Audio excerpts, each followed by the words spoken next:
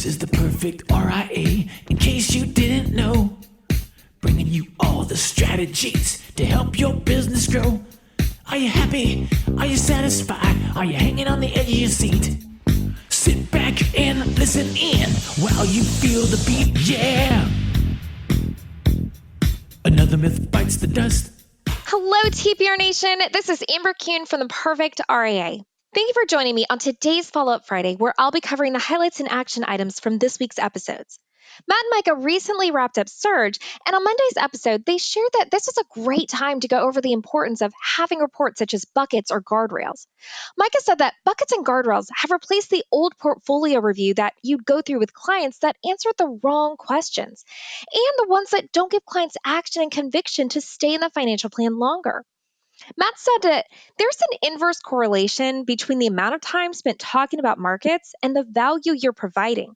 So if you find yourself talking a lot about investments, that's a red flag that there's an absence of value. Micah discussed how important it is that he's providing things in his client meetings that his clients can control and take action on. He added that in a highly inflationary time, his clients that are doing great know their cash flow.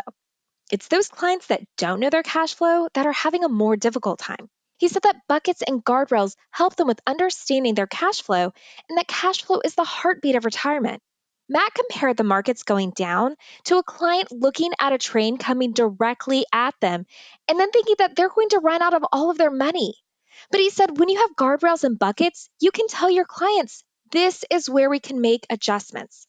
Micah shared that he didn't used to have the lower benchmark on his buckets report, and that was something he took and started using for Matt's guardrails. He said that the lower benchmark is important because a client knows what happens when the market goes below a certain point. They know that there's a plan. Micah added that he's not about chasing returns, he's about chasing cash flow. He wants to make sure clients have the cash flow they need in retirement. In many of our episodes, you've heard Matt and Micah talk about your communication with the client and simplifying things. And the guys see this with information that's shared at client meetings. Matt always ends every meeting asking which piece of information his clients would like to take home. The clients always take the guardrails report. Micah shared how he presents buckets to his clients. He said that he'll share that the report tells them two really important things: how much assets the client has and how much money they can safely take out of their investment for the rest of their life and never outlive their money. And the second most important thing that the report will show is where are they getting that money from. He'll then show the cash and income bucket and review the plan that is already in place with them. Matt stated that clients understand dollars, not percentages. He said that he couldn't sit down with a client and give them a percentage for the probability of success, and that this is what led him to create guardrails. He can show clients you're either within your guardrails or you're not. The guys wrapped up by highlighting why it's critical to have a network of other advisors who are performing at the level that you want to be at. You need to look at who are the advisors you're spending time with and what are you picking up from them. Let's get into action items from Monday's episode. As you're getting ready for your next surge, watch how much of your time is spent talking about the market, the economy, and portfolios versus value that you can control. And if you look back at your last surge and realize that yours was performance focused, then you need to join Backstage Pass or Invictus to get plugged into the value adds that we offer. You also need to up your game in value adds for your next surge schedule. You need to be running buckets or guardrails, and if you don't have a system to generate these automatically, you should look at our toolkit. Email us at lifestyle@theperfectri.com to get more information. On this week's What Works Wednesday, Matt was joined by CrossFit nutrition and habits coach Lindsay Piccone.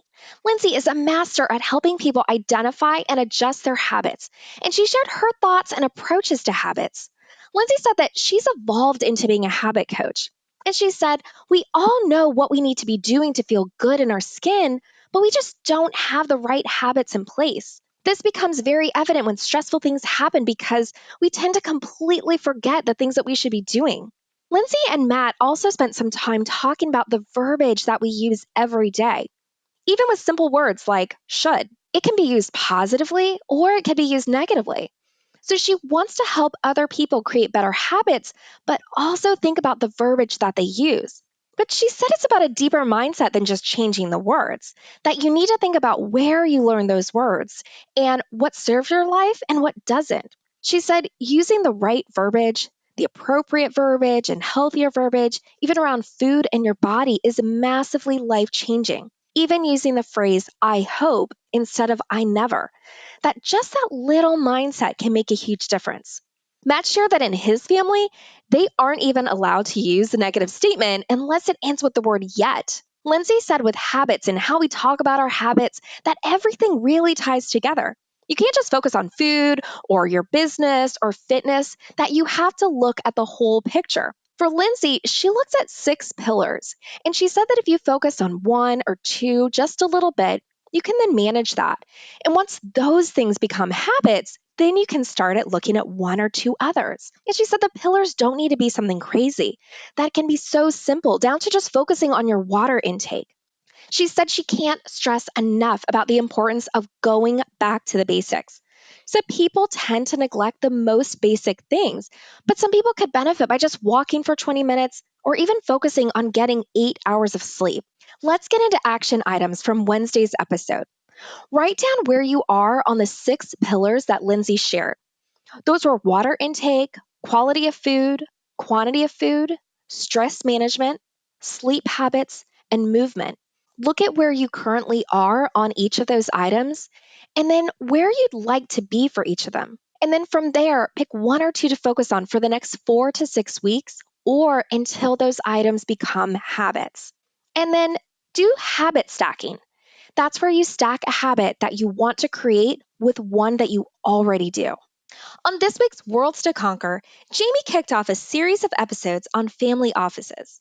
And Jamie said this is the real family office. When you see your family in the hallway, she said that she's found there's a lot of financial advisors who employ family members or they work for family members.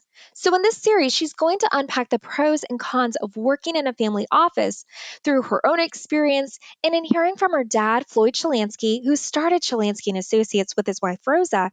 And you'll also hear from Jamie's son Lane. Jamie said you really need to think about if a family member should in fact come into the office. With a lot of solo advisors, they have a spouse who will come in to help, but you need to consider whether this is truly the right thing to do. Jamie believes that you shouldn't bring someone on that you can't also fire. She added that this has helped when she's had friends who would reach out about working for her. If she doesn't feel comfortable firing them, then they can't be hired.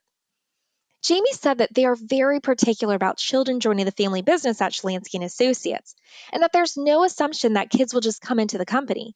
In order for them to join, they have to be mature adults and they have to have experience working for other employers. Jamie said, you have a responsibility to make sure you're setting really good expectations about what you expect from your employees. And if you lower those standards to meet a family obligation, you're going to hinder your growth and you'll have a lot of pushback from your team. Jamie talked about the realities of being in a family firm and having your last name on the door. She said you have to work twice as hard to prove that you should be there and that you've earned a role in the company. Now, Jamie does feel she has a leg up, but not because she grew up surrounded by the knowledge of financial planning, but instead because she was raised by an entrepreneur. In her family, they were expected to achieve greatness because they were raised to believe that they could achieve anything and that any problem has a solution. Because of this, if anyone comes to Jamie with a problem, she immediately responds by asking about what are the possible solutions. She wants her team to feel like they're problem solvers. She'll also ask her team when they come to present something, is this your best? Jamie said anytime you have an opportunity where you're coming in as a junior or you'll be acquiring a book of business, you need to create a business plan with the senior advisor. This needs to include transition timelines and deadlines. Also, there's a lot of emotions that have to be dissected when you walk into an existing practice that you don't necessarily have when you just start up an organization. Let's get into action items from this week's Worlds to Conquer. Pull out all the documents from your organization. Sit down as a team and look at the entity agreement. See how you're structured. Make sure that all of your documents are up to date and executed as well. Once you have the entity set up, look at your actual book of business and set up a transition timeline. Align yourself with someone who's been in your situation that's walking the path you are walking. And for our Backstage Pass and Invictus members, jump into the forum to connect with other members so you can learn from other advisors who've been in that situation. Lastly, You have a responsibility to your team or even the children that you're connected with to create an environment of conditions of excellence and positivity. Be sure that you're always asking them, is this your best? That wraps up this week's recap. Thank you so much for joining me on today's Follow Up Friday. Be sure to give us 5 stars wherever you're enjoying this podcast and share this or any of our episodes with another advisor who you think might benefit from listening. And until next time, happy planning. Hold on before we go. Something that you need to know. This isn't tax, legal, or investment advice. That isn't our intent. Information designed to change lives. Financial planning can make you thrive. Start today, don't think twice. Be a better husband, father, mother, and wife. The perfect